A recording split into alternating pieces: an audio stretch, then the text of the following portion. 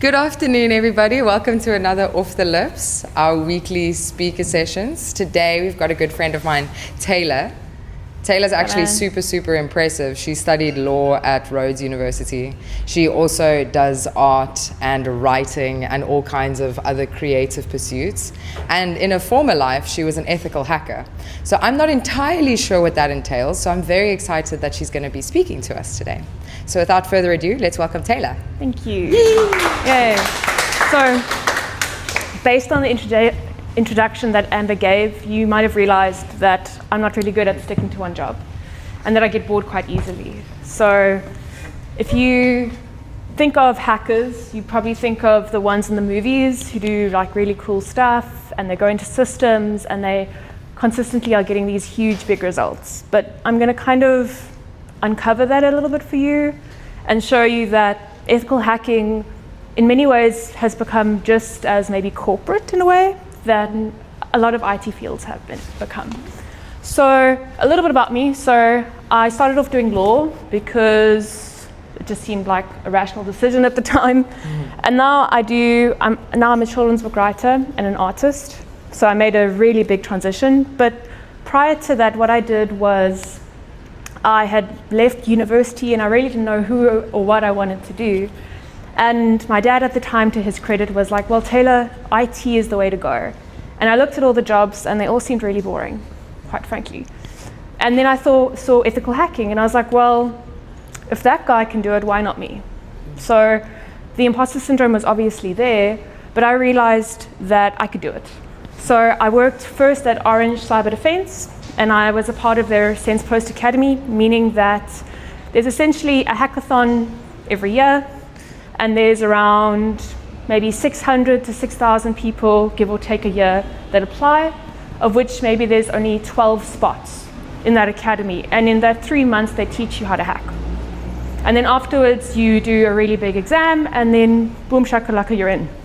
Then from there, I worked at Telespace Africa, which is a much smaller cybersecurity firm, but they really do focus on the kind of hacking that I do, or used to do. So, a little bit on what hackers actually are. So, boing, thank you. So it was a very unconventional choice, so I had no experience, so I decided the only way I was going to get exposure was basically through doing certs. So I didn't study computer science at all. I didn't even take math in school. So it was a pretty big leap because I'd gone from what is the circumference of a bathtub in math literacy to, here are hexadecimals, here is all of this other very technical stuff that I've suddenly got to learn. But it's okay, I did it. I then did a little bit of LinkedIn optimization where I would just post stuff about myself and my cybersecurity journey every day. And that exposure led to me then finding people in the community that said, listen, Tayla, there's this thing called the Sense Post Academy. Go for it and try. And if you get it, that'll be wonderful. So that's what I did. So as of this current moment, I'm still certified as an ethical hacker. And then I'm also certified as a cybersecurity analyst, which is the more common term that ethical hackers have.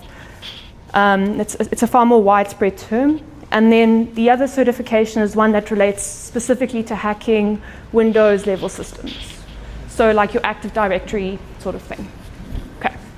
So what is a hacker? So there's loads of different types of hackers in the world.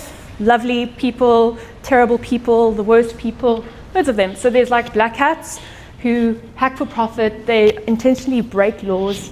And they're the kind of people that will try and steal your credit card information or send you a phishing email, or just decide randomly that you will be the target. And then you have state-sponsored hackers, where an entire country builds a hacking team that represents that country, and they hack other countries. So common examples are there's a hacking group in North Korea that's pretty prolific called the APT group, and a bunch of others. And then you have your guys like Anonymous, who are hacktivists, who hack for a cause, a moral ambition, because they want accountability.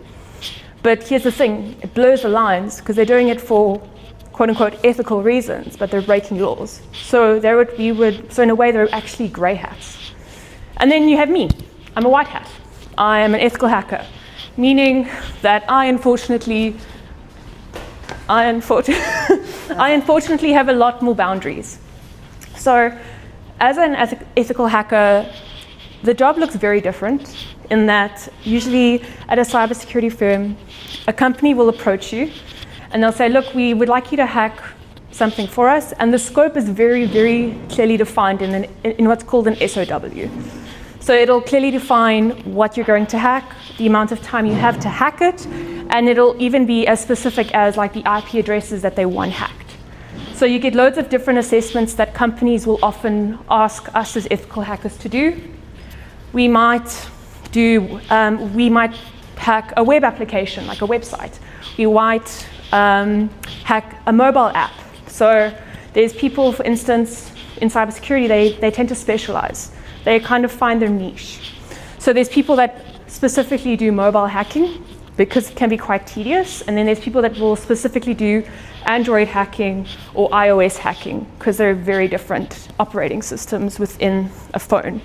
And then you have internal hacking where you've physically got to go on site, plug into their system, and then do the testing. Then you get your external hacking where you're just going to hack IPs that are open to the internet. So if I can access it from where I am, but your company is a publicly facing company, I'm going to attack those specific IP addresses. Then we hack APIs, and then there's also people that specialize in hardware.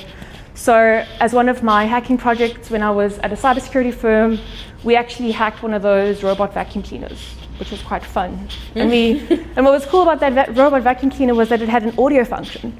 So you could actually record the people in the house once you'd hacked that device, which was quite cool.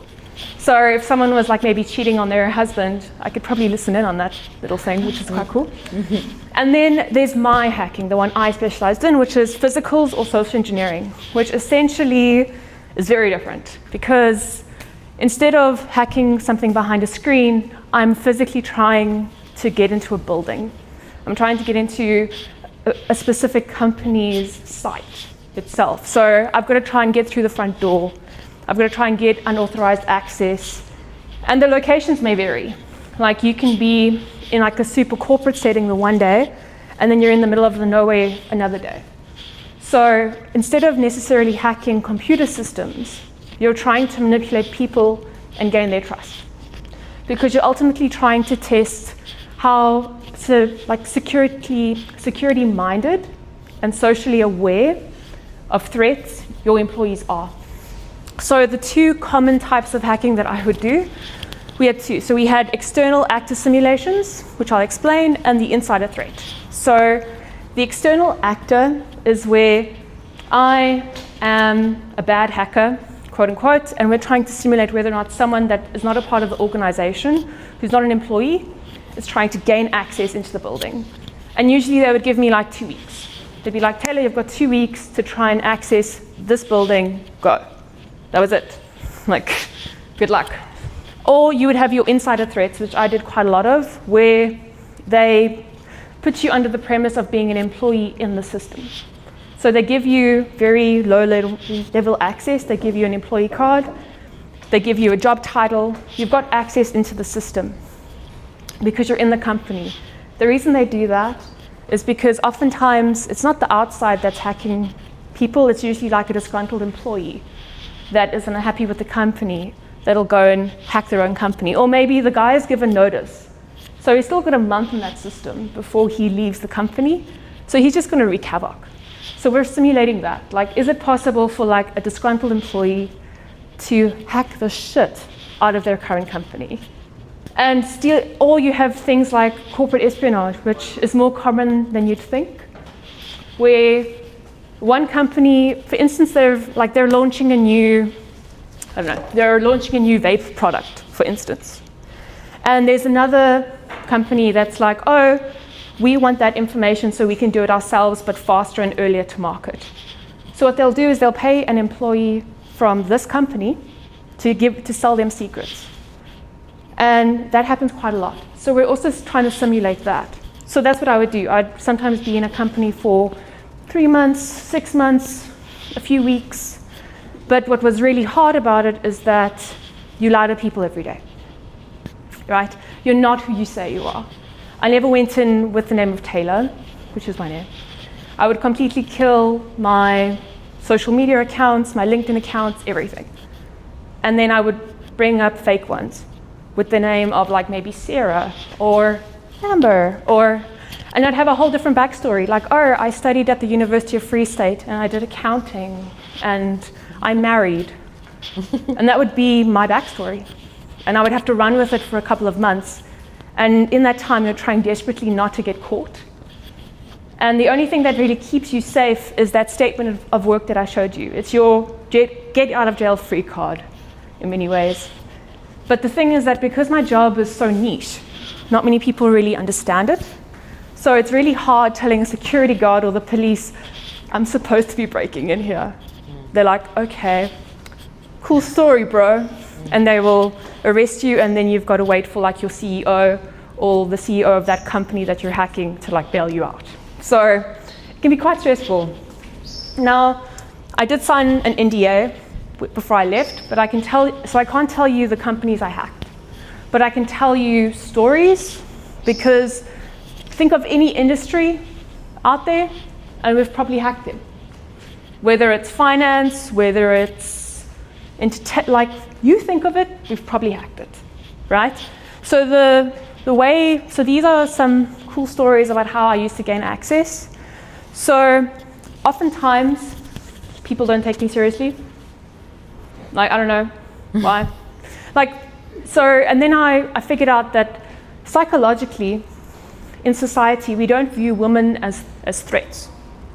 So I used that to my advantage in many ways. Like, I knew that if I smiled sweetly, I'm like, hello, I'm lost, I don't know where I'm going, the guy's gonna let me in. So I used the fact that I was a woman to my advantage. It was one of the few times where the thing that used to hold me back was actually in my advantage, which was lovely. So the first story is smokers are lovely people. They're super friendly, super willing to help.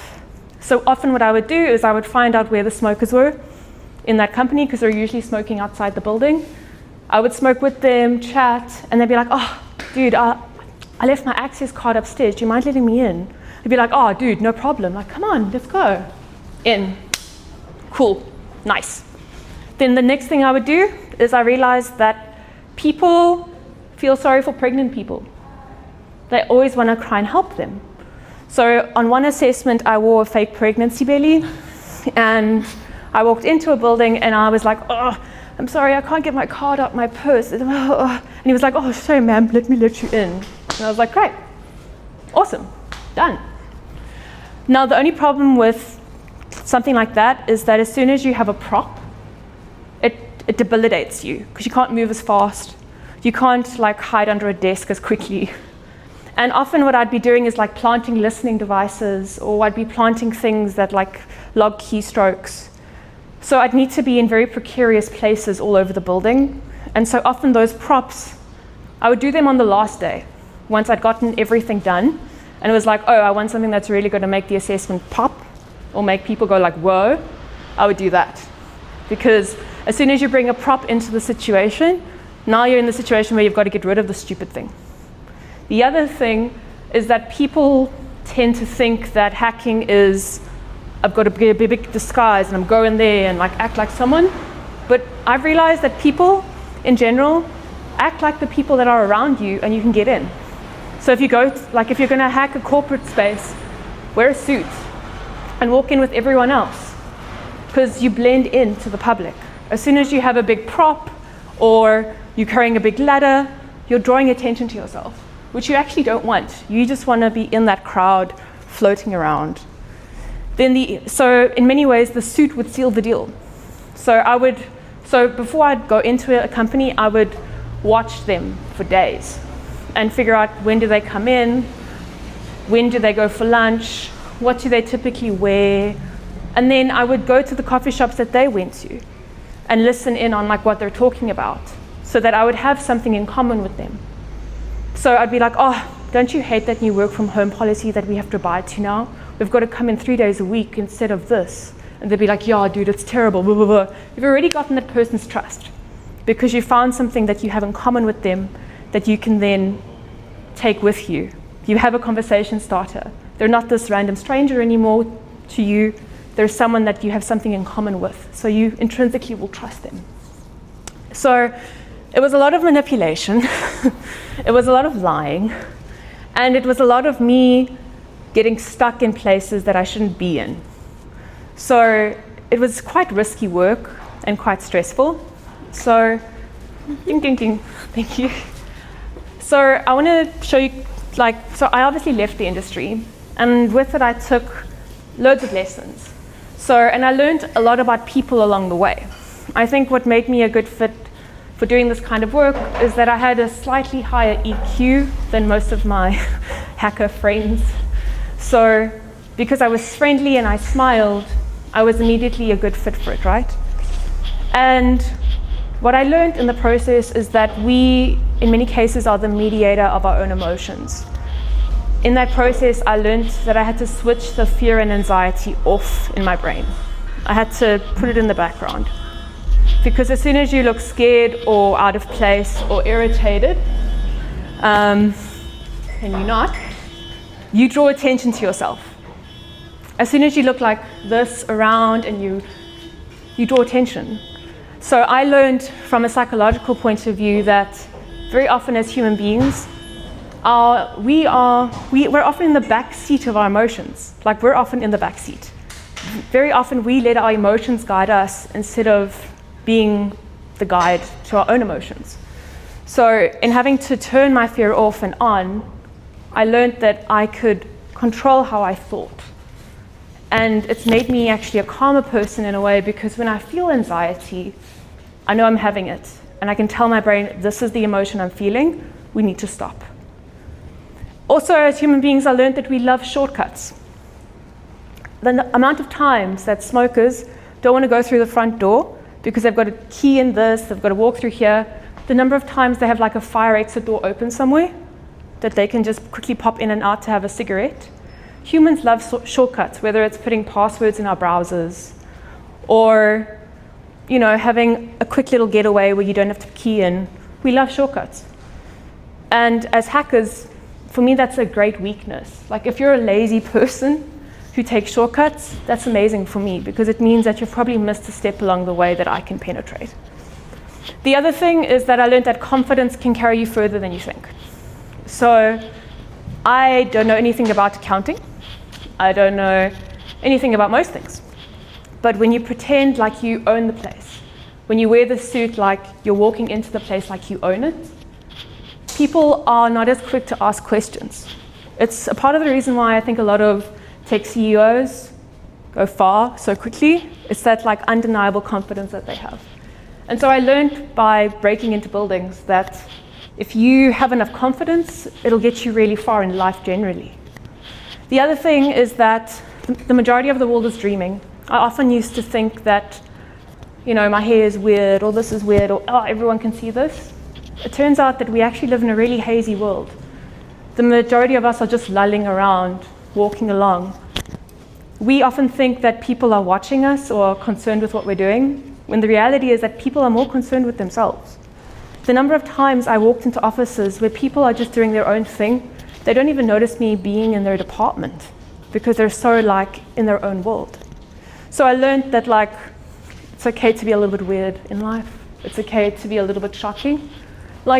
Do you. Everyone else is in their own world anyway. The other thing I learned is that we all want something. So often when I would manipulate people, it's about figuring out what that person wants. Whether or not they want the stroke of their ego, or they want to feel important for a moment. Maybe it's money. Maybe you're like, oh, I'm this auditor, and if you can help me figure out where to go, I can tell your boss about it. The guy's immediately thinking, promotion, getting in with my boss. Pwing! So a lot of it is when you're dealing with clients in your day-to-day, it's figuring out what do they want? Do they want you to stroke their ego first before you sell them the product? Do they want to be liked by their other employees and by their bosses? You've got to figure out what makes people tick and then exploit it. And it sounds terrible, but that's business, baby. So now, what are lessons that we can all take away? So what I learned really quickly is that routine can kill you. Because people with routines are easy to track. They're easy to exploit. So for instance, I used to do what was called risk assessments, where people who have really important jobs in these big companies, like we found that there was like a 30% uptick in kidnapping of those people. So my job was to figure out how easy it would be to do that. Like how easy it would be to do that. But then also if this guy is going for a big promotion, the company first wants to vet him. So they'll also call me in to be like, does this guy have any saucy secrets that are going to make us look bad? And what I found was that people that had these hard-lined routines were the easiest to track, to follow. And think about it think of your house security. You leave work the same time, you go to gym at the same time. If someone's watching your house and they want to break in, they're just going to watch you for a good week to figure out what your routine is and then break in when they know you're not around. So routine can kill you, so change it up. The other thing, blending in prevents you from being a soft target. So I know how a tourist looks because they've got that huge backpack and they're walking around like this. The trick to staying safe in a foreign place is pretending like you belong and that place is not new to you. So if you're a tourist in a foreign place, don't go with this big backpack out in public. Like take the handbag with you because you don't look like someone that I'm going to mug because maybe you don't know the rules of the land. So you're an easy person to mug. So look like you belong. And again, the mind is more powerful than we give it credit for.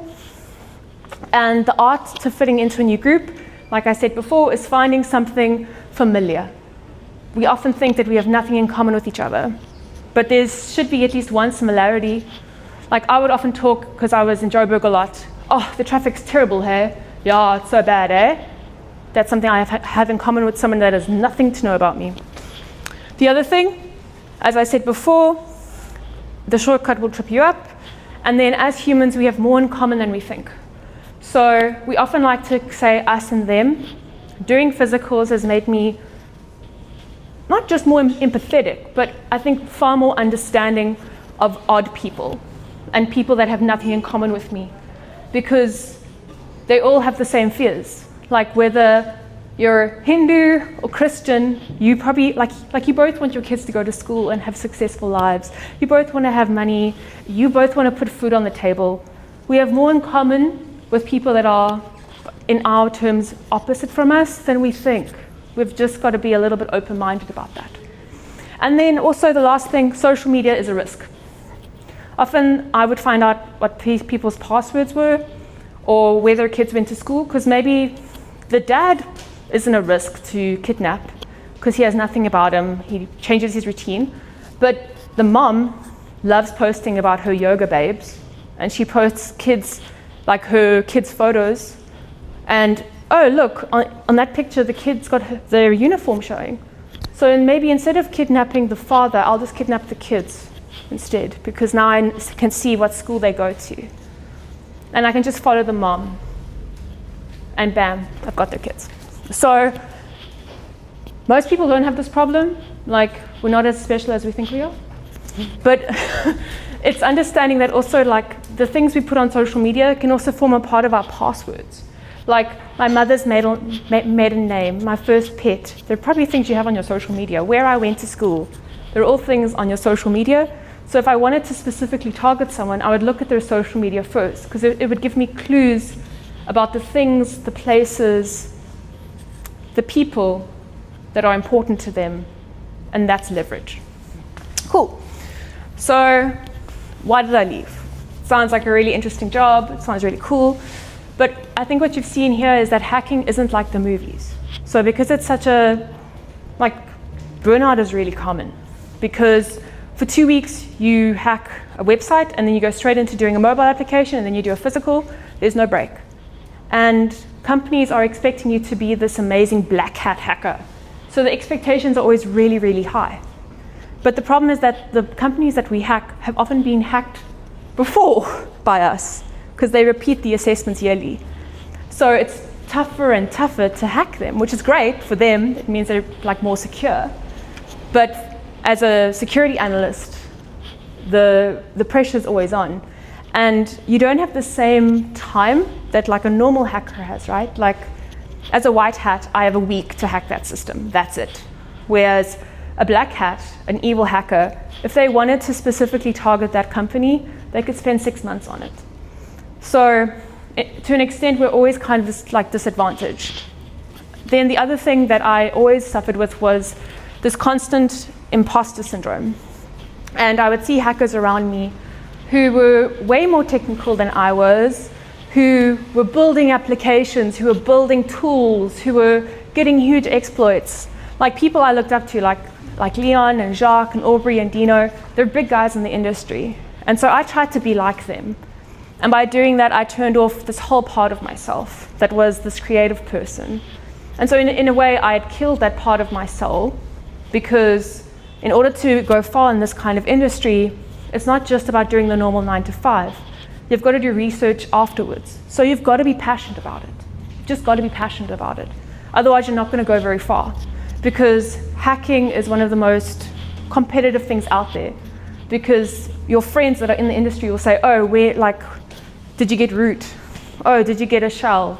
Did you all these funny terms, but it's like everyone's one-ing up each other all the time.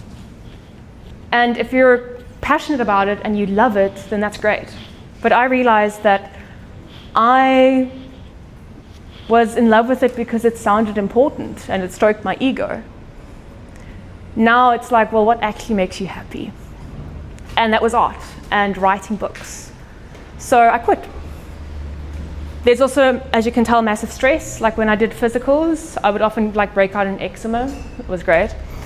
And there was a lot of sexism, because I don't honestly look like a hacker, I think. So a lot of guys would often be like, oh, what is this, this, and this? Oh, da, da, da, da, da. So I was constantly having to validate myself to my own industry. It was like, oh, you can't be a hacker. You're just like this, da, da. It was lots of sexism like that, where I think hacker, you think of the guy in the hoodie. And so when I come along, it's like, who does she think she is? So I also left with that, but not alone. But yeah, this is Hacking 101. I hope you guys enjoyed the talk, and that's me. I survived, great. Okay. I am actually a nice person. I'm not faking it, just by the way. Thank you so much, Tayla. So we're opening up for a Q&A. I'm going to pass this little tiny microphone around. Just be careful that you don't press any buttons. Okay, here you go. Tayla, Yeah. if that is even your name. How safe is my laptop from you now? I mean, you give this talk, right? Yeah. And I'm thinking I'm going to book off sick from Green Room for the next however long you're going to be here. Permanently. So honestly, I think what separates ethical hackers from non-ethical ones is that in itself. You hold yourself to a standard, and you have a set of promises that you make. So I only hack things if I've got permission, written permission. And quite frankly, it goes back to the risk assessment thing I said before. We all think we're really important, but why would I do that to you? I don't have, why? But I think if you want to keep yourself safe from people like me, you should always keep your computer locked when you go away from your desk, because now you've already put one thing in the background.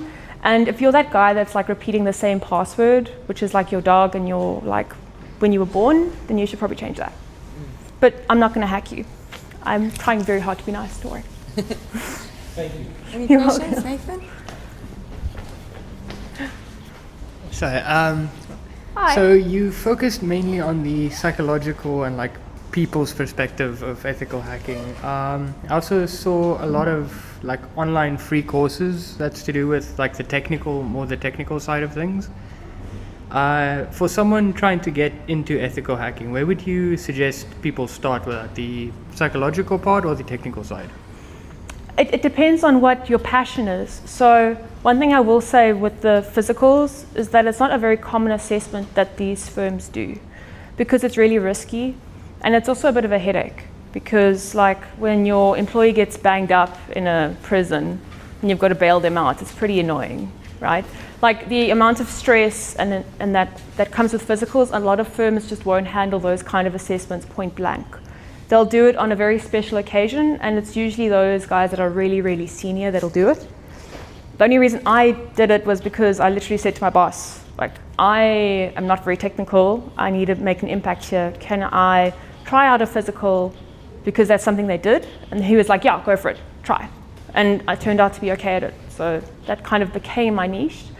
If I were you, I would focus on the technical, but I would also look at, because the market can be quite competitive, so I would look at trying to specialize in something that you're interested in, and try, instead of trying to beat everyone else. So if you're really interested in like how mobile applications work, focus on that. Or if you're really interested in AI, look at AI hacking. But like YouTube is great.